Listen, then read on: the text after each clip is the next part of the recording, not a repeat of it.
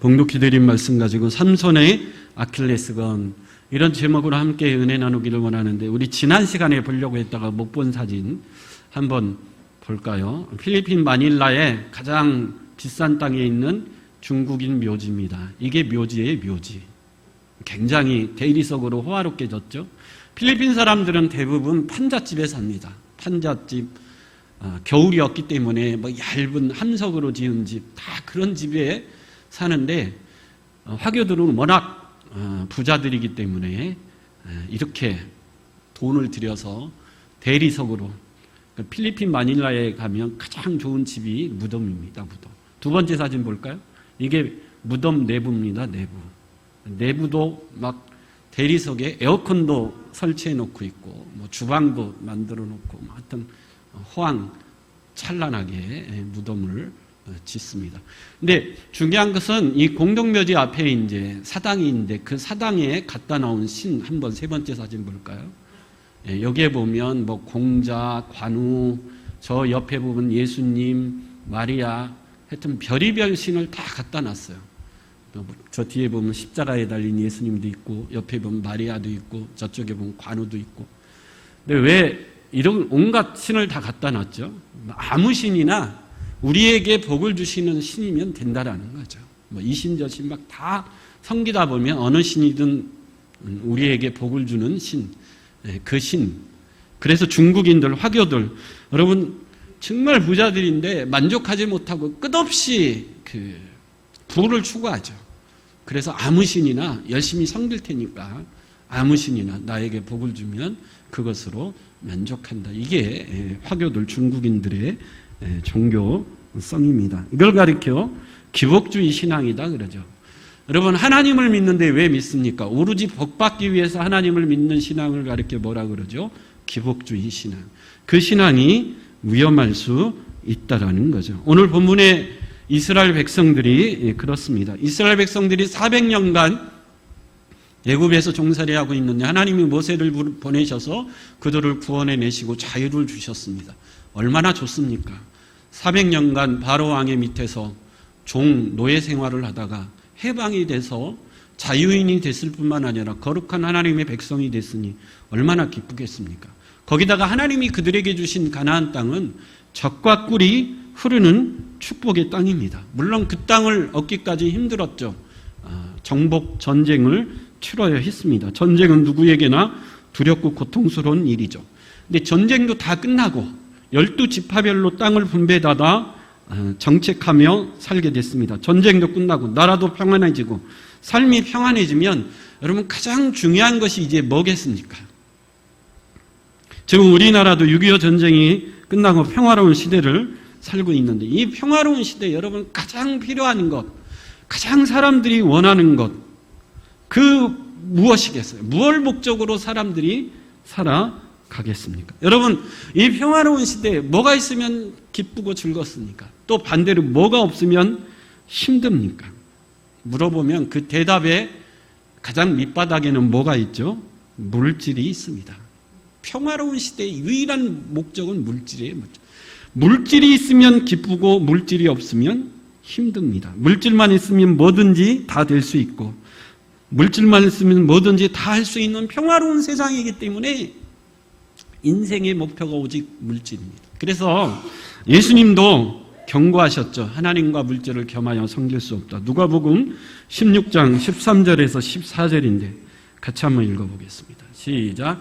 집 하인이 두 주인을 섬길 수 없나니 혹 이를 미워하고 저를 사랑하거나 혹 이를 중히 여기고 저를 경히 여길 것임이니라.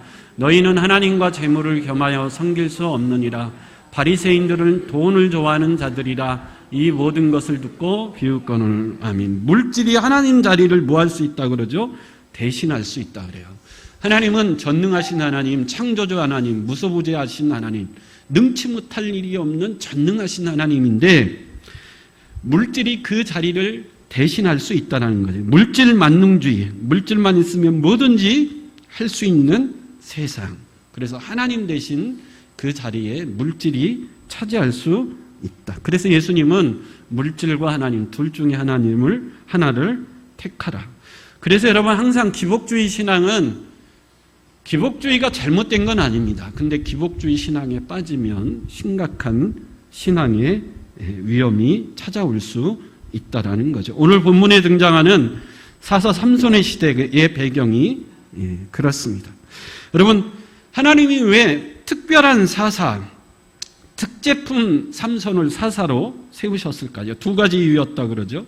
사사 입다의 경우에서 보았듯이 아무리 그 시대에 찾아봐도 지도자로 세울 만한 인물이 없기 때문에 그렇고, 또 사사가 일어나 군사들을 모으면 이스라엘 백성들이 몇만 명이 모여서 함께 전쟁에 나가야 되는데 이제 아무리 사람들을 모으려고 해도 더 이상 사람들이 모여들지 않습니다. 왜 그렇죠? 물질, 기복주의에 빠져 있기 때문에 그렇습니다. 모든 사람들의 모든 정신이 오직 물질에 집중되어 있기 때문에 더 이상 헌신이고 더 이상 나라고 눈에 안 들어온다는 거죠. 그래서 삼손은 처음부터 끝까지 홀로 외로운 싸움을 할 수밖에 없어서 하나님이 특제품 사사로 삼손을 만들 수밖에 없었다라는 거죠. 성경은 하나님이 성경을 우리에게 주신 이유는 항상 성경이 거울이 되어서 우리 자신을 한번 비추어 보라는 거죠. 우리의 모습이 삼손 시대의 모습이 아닌가. 여러분, 예전에 한국교회 성도님들은 하나님 앞에 헌신하는 데 주저함이 없었죠. 뭐 결혼 자금을 하나님 앞에 드렸다, 집을 팔아 헌신했다, 그것도 안 되면 몸으로 하나님 앞에 충성했다, 이런 소식이 은혜롭게 들렸는데 이제는 더 이상 그런 소식이 들리지 않습니다. 물론 그렇게 하나님을 섬기는 시대도 아닙니다. 이제는 다른 시대가 되었으니까. 근데 오늘 우리의 모습이, 오늘 한국교회의 모습이 이 삼손 시대의 이스라엘 백성들의 모습이 아닌가, 거울로 삼을 수 있어야 됩니다. 오늘 본격적으로 이제 삼손의 활동이 14장부터 16장까지 펼쳐지는데 14장부터 16장까지는 크게 세 부분으로 나눌 수 있는데 특이한 점은 이 세 부분으로 나누는 그 기준점에 여자가 등장한다라는 거죠. 3명의 여자가 등장을 합니다. 첫 번째 여자는 14장에서 15장에 등장하는데 이 여인은 삼손의 아내입니다. 두 번째 여자는 16장 1절에서 3절에 등장하는데 직업이 기생이었다 그러죠.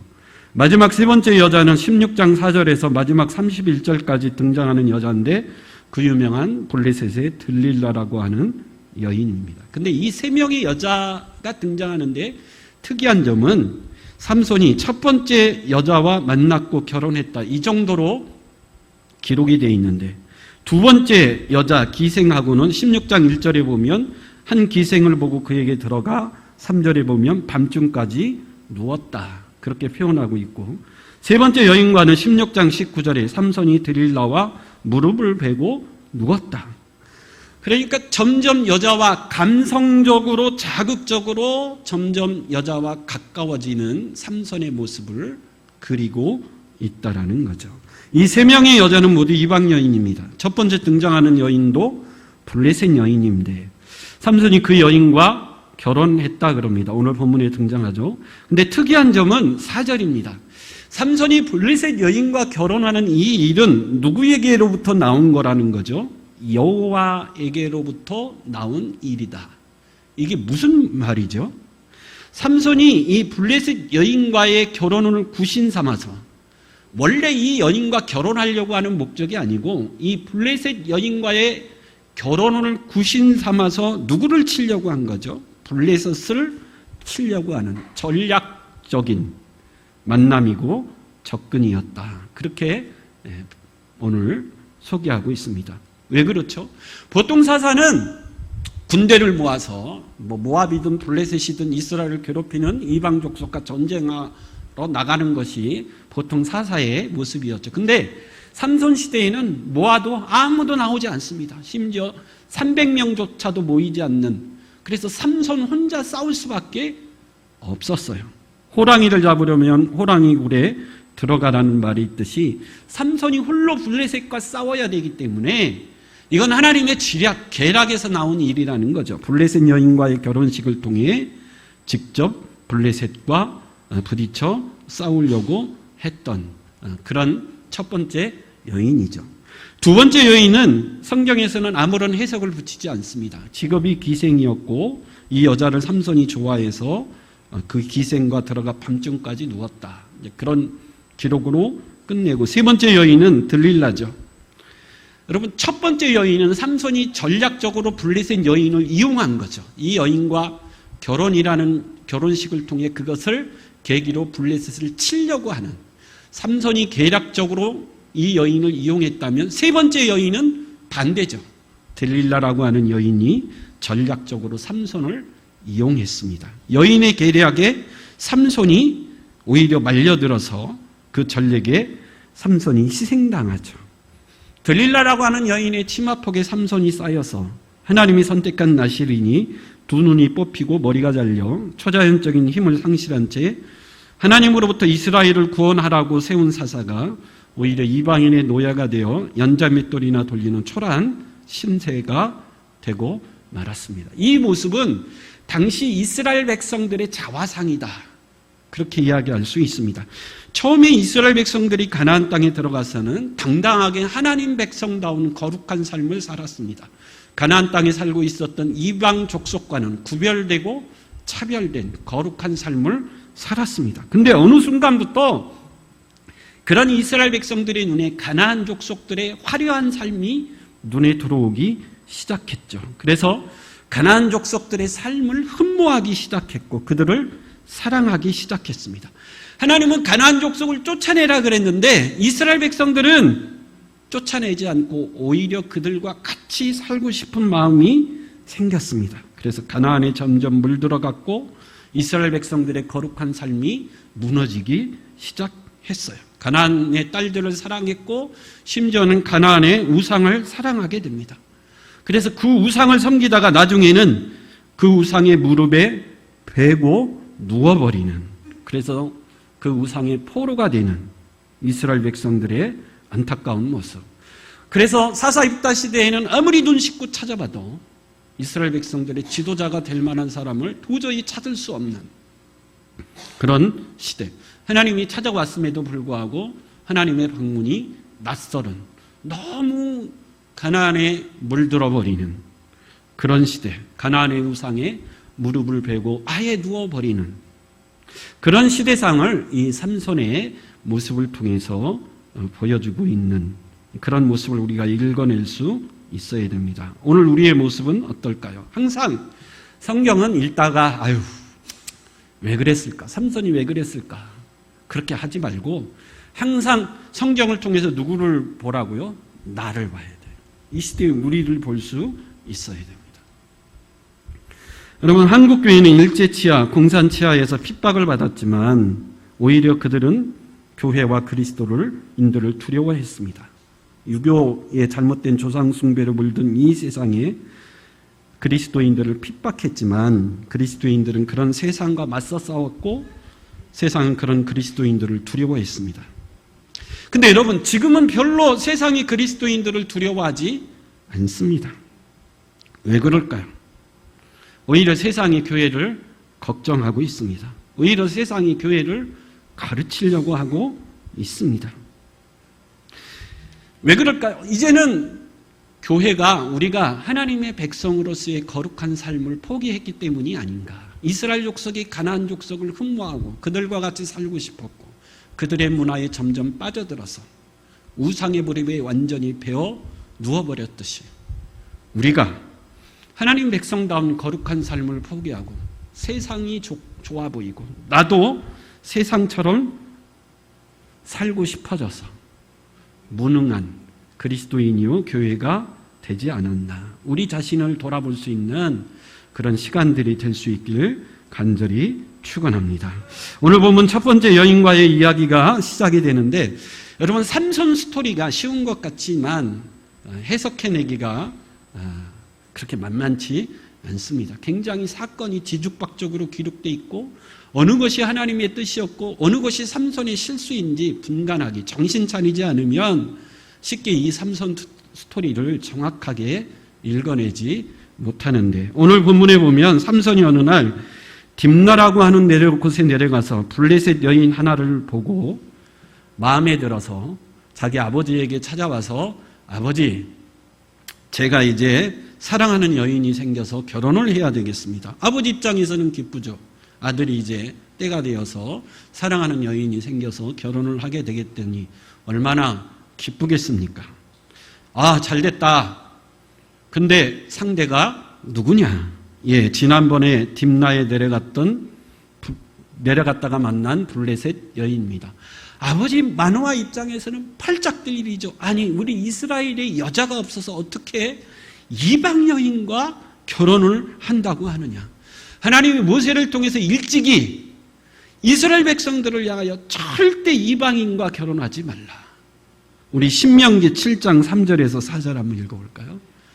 시작. 또 그들과 혼인하지도 말지니 내 딸을 그들의 아들에게 주지 말 것이요 그들의 딸도 내 며느리로 삼지 말 것은 그가 내 아들들을 유혹하여 그가 여호와를 떠나고 다른 신들을 섬기게 하므로 여호와께서 너희에게 진노하사 갑자기 너희를 멸하실 것임이니라. 하나님이 이스라엘 백성들에게 절대 여호와를 모르는 이방 여인과 내 자녀를 뭐하지 말라? 혼인시키지 말라는 거예요. 우상을 섬기는 이방인과 결혼했다가 혹 너희 자녀들도 우상에 빠져 하나님의 진노를 받을 수 있더니 절대 이방인과 결혼하지 말라는 거죠. 아직 결혼하지 않는 젊은 청춘 남녀들이요, 가능하면 믿는 사람과 결혼할 수 있길 간절히 축원합니다. 근데 여러분, 아버지 마노아 입장에서 보면 삼손은 이스라엘 백성 중에서도 하나님이 특별하게 삼으신 나실인이에요. 아니, 일반 이스라엘 사람도 이방인과 결혼하지 말아야 되는데 나실인이 어떻게 이방 여인과 결혼한다는 말인가? 절대 안 된다. 우리나라 표현에 빌자면 내 눈에 흙이 들어가기 전까지는 이 결혼 절대 반대다. 근데 여러분, 자식 이기는 부모가 없다고 결국 삼손의 부모 역시 삼손의 고집을 꺾을 수가 없었어요. 허락을 합니다. 근데 4절에 보면 이 계략은 누구에게서 나온 거라고요? 하나님에게서 나온 거라는 거죠. 여기에서 두 가지 해석이 갈립니다. 첫 번째 해석은 뭐냐면 오늘 1절에 보면 삼손이 블레셋 딥나로 내려가 한 여인을 보았다 그랬는데 여기서 보았다라는 말은 자신의 눈에 보기에 좋았다라는 거죠. 외적인 아름다움, 내적인 아름다움이나 신앙을 보는 것이 아니라 외적인 아름다움을 보고 블레셋 여인을 보고 좋아했다라는 거죠. 당시 블레셋 이방 문화는 굉장히 화려하면서 음란한 문화였어요. 그래서 블레셋 여인들은 순수하게 치장하기보다는 선정적이고 또 타락한 모습으로 치장을 했어요. 이스라엘 백성들의 여인들은 수수하게 치장을 했죠. 혈기왕성한 삼손의 눈에 보기에 선정적이고 아름답게 치장한 블레셋 여인들이 너무 눈에 쏙 들어와서 그 블레셋 여인을 사랑했다라는 거죠.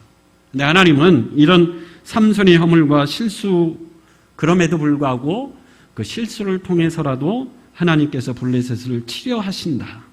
그런 첫 번째 해석이 있고, 두 번째 해석은 처음부터 이건 하나님이 삼손에게 가르쳐 주신 전략이고 계략이다. 이 두 가지 해석이 팽팽하게 맞서는데 어쨌든 삼손이 이 블레셋 여인과 결혼하기를 결정하고 반대하는 부모님을 결국 설득해 냅니다. 그래서 5절에 보면 이 삼손이 결혼 승낙이 되어서 블레셋 여인의 집을 드나드는데 한 번은 처가가 있는 딥나 마을 포도원을 찾아갑니다. 여러분, 왜 삼손이 포도원을 찾았을까요? 나실인은 포도주를 마시지 말아야 되는데 왜 삼손이 굳이 포도원을 찾아갔을까요? 여기서부터 뭔가 불길한 예감이 들기 시작하는 부분이죠. 근데 그 포도원에 갔다가 젊은 사자를 만납니다. 여러분, 사자가 얼마나 무섭습니까? 왕 중의 왕이죠. 삼손이 까딱하면 삼손에게 물려 죽을 수 있는 위기에 처했는데 6절에 보면 이때 성령이 삼손에게 강력하게 임하니까 삼손이 사자 입을 어떻게 했다 그러죠? 찢어 죽였다. 여러분, 이건 정말 대단한 겁니다. 사자를 맨손으로 찢어 죽였다는 것은 삼손의 힘이 그만큼 대단하다는 거죠. 근데 이때 부모님하고 같이 내려가다가 부모님하고 좀 멀리 떨어져 있어서 삼손만 아는 비밀로 덮었습니다. 삼손이 굉장한 체험을 한 거죠. 내가 지금 블레셋 여인과 결혼식을 하러 가는데 이 결혼을 통해서 이 결혼을 구실 삼아서 블레셋을 치려 하는데 이걸 하나님이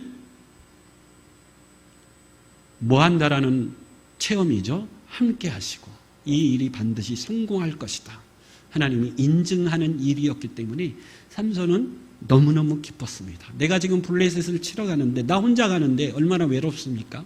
근데 하나님이 강력하게 성령이 임하셔서 사자를 맨손으로 찢어 죽이는 체험을 하게 했으니 내가 하는 이 일이 반드시 성공하고 내가 반드시 블레셋을 쳐서 혼자지만 승리할 수 있겠구나. 하나님의 보증이죠.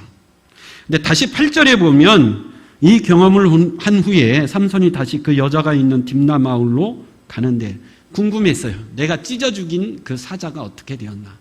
가서 보았더니 죽은 사자의 시체에 뭐가 모여들고 있었죠? 야생 벌들이 모여서 벌집을 이루고 거기에 꿀이 가득 차 있었어요.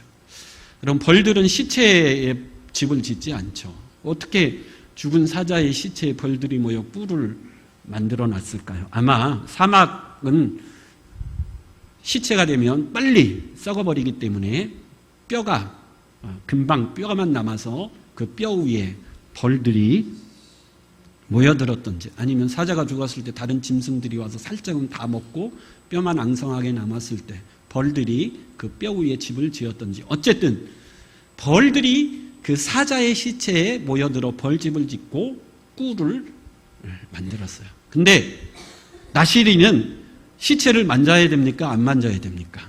안 만져야 돼요. 시체를 만지면 부정하게 됩니다. 부정한 음식도 먹지 말아야 되는 게 나시린의 규정이죠. 근데 삼손이 그 사자의 시체에 다가가서 그 꿀을 뭐 했다 그러죠? 먹었다 그래요. 그리고 그 꿀을 자기 아버지에게도 갖다 주었다 그럽니다. 하나님의 말씀을 정면으로 뭐 한 거죠? 어긴 거죠. 그래서 이 삼손의 사건 기록은 막 굉장히 뒤죽박죽 돼 있어요. 여러분 분명히 이건 하나님의 나시린의 규정, 하나님의 말씀은 삼손이 뭐 한 거죠? 어긴 겁니다. 불순종하는 것. 그럼에도 불구하고 하나님의 성령이 삼손에게 뭐 하는 거죠? 강력하게 또 임해요. 그러면 삼손이 범한 나시린의 규정을 하나님이 그냥 흘려보내시는가? 그냥 눈을 감아주신 것인가? 하나님은 절대 그런 하나님이 아니죠. 그런데도 불구하고 성령이 그에게 계속해서 강력히 임재하는 것은 또 무엇인가? 이 부분에서 우리가 해석을 잘 해야 합니다.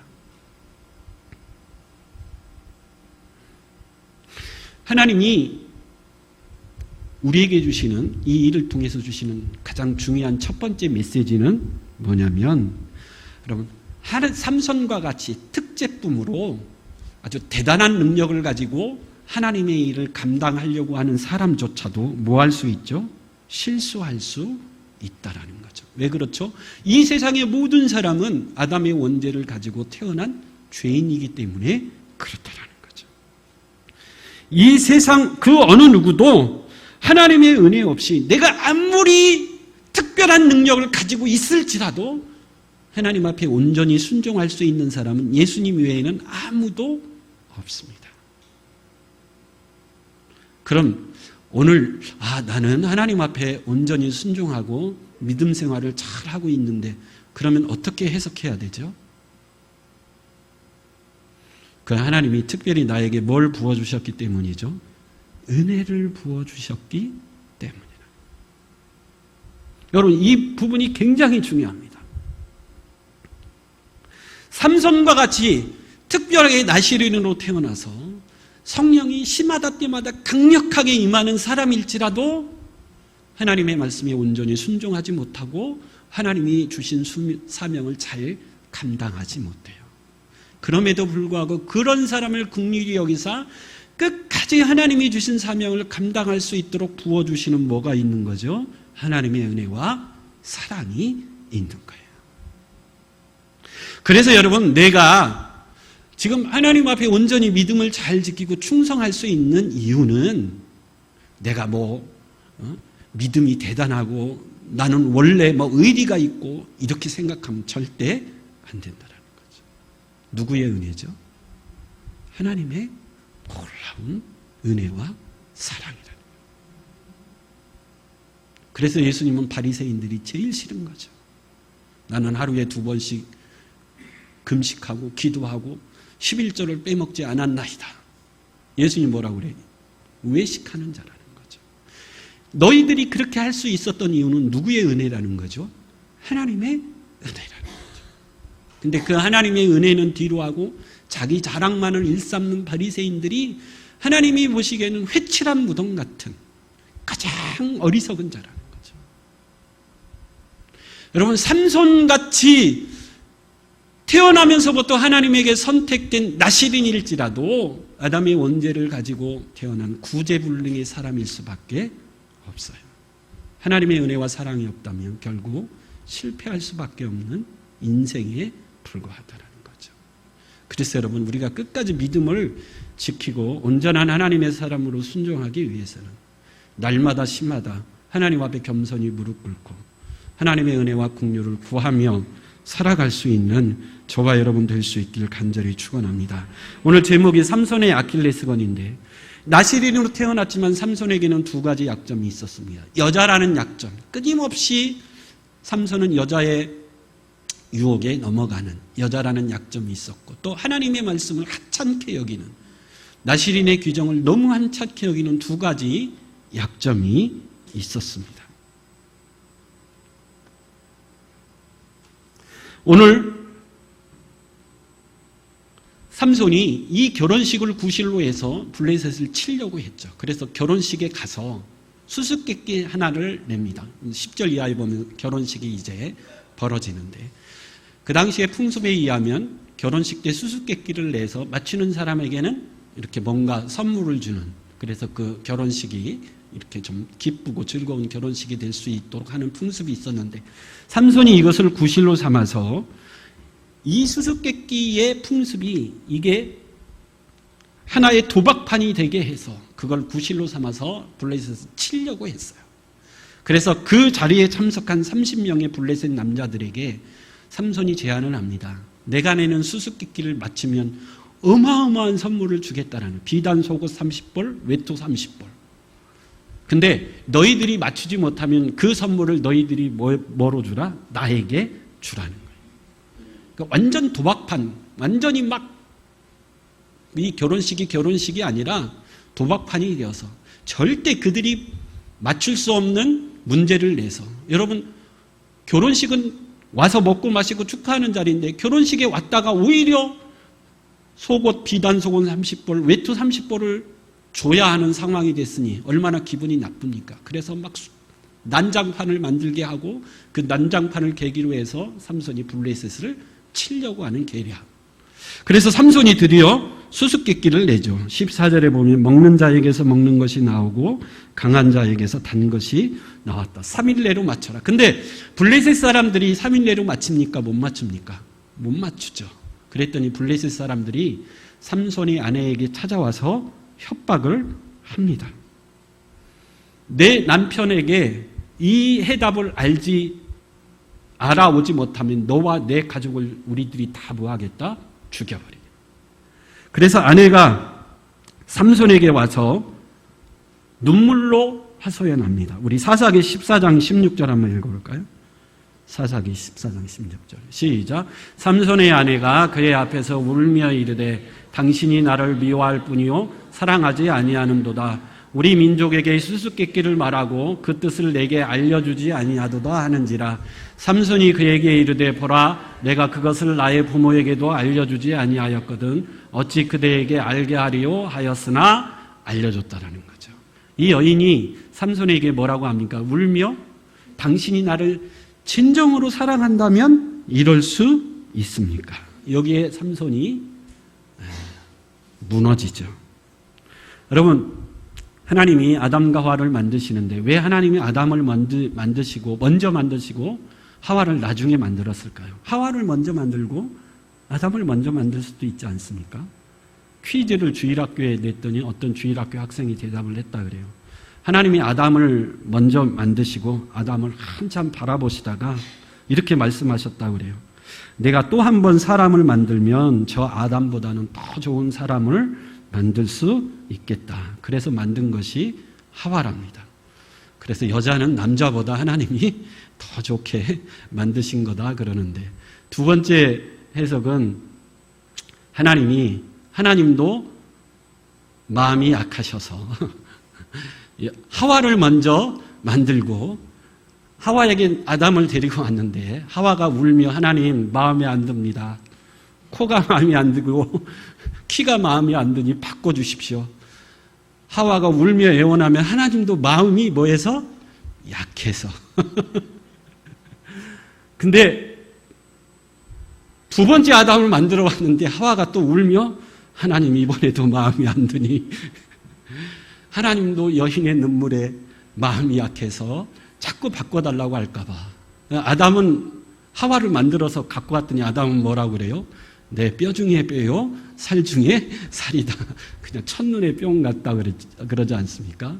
하나님도 여자의 눈물과 하나님 나를 사랑한다 그러면 어찌 이럴 수 있습니까? 그 말에 마음이 약해질까봐 아담을 먼저 만들고 하와를 나중에 만들었다 그러는데, 여러분 삼손의 치명적인 약점이죠. 나중에 들릴라도 사사기 16장 15절에 이렇게 삼손에게 예언합니다. 사사기 16장 15절 한번 읽어보겠습니다. 사사기 16장 15절 시작. 들릴라가 삼손에게 이르되 당신의 마음이 내게 있지 아니하면서 당신이 어찌를 나를 사랑한다느냐. 예. 들릴라가 계속 요구하는 거 뭐죠? 삼손 당신의 힘의 근원이 어디 있느냐. 삼손이 안 가르쳐 주니까 이 들릴라도 뭐라고 그래요? 당신이 나를 사랑한다 그러면 어찌 알려주지 않습니까? 삼손이 그 마음이 약해서 무너져서 결국 비밀을 알게 하죠. 삼손의 두 가지 약점입니다. 여자에게 약했고 하나님의 말씀을 너무 업신여기는 치명적인 약점이 있어서 삼손은 결국 실패하는 사사로 끝나고 맙니다. 근데 여러분, 삼손을 통해서 누구를 볼 수 있어야 된다고요? 나를 볼 수 있어야 돼요. 예수님이 제자들에게 뭐라고 말씀하셨죠? 마가복음 14장 38절에 마음은 원이로되 뭐가 약하다고요? 육신이 약하도다. 여러분, 우리의 마음은 주를 향한 열정과 열심이 있고 주를 향한 갈망도 남들보다 뜨겁고 주를 위해 평생 헌신하며 충성스럽게 살고 싶은 마음이 있지만 뭐가 약하죠? 육신이 약합니다. 육신의 약점이 있죠. 나만 가지고 있는 아킬레스건이 있습니다. 그것이 항상 나를 넘어지게 하고 그것이 항상 나를 힘들게 해요. 근데 우리 하나님은 어떤 하나님이라고요?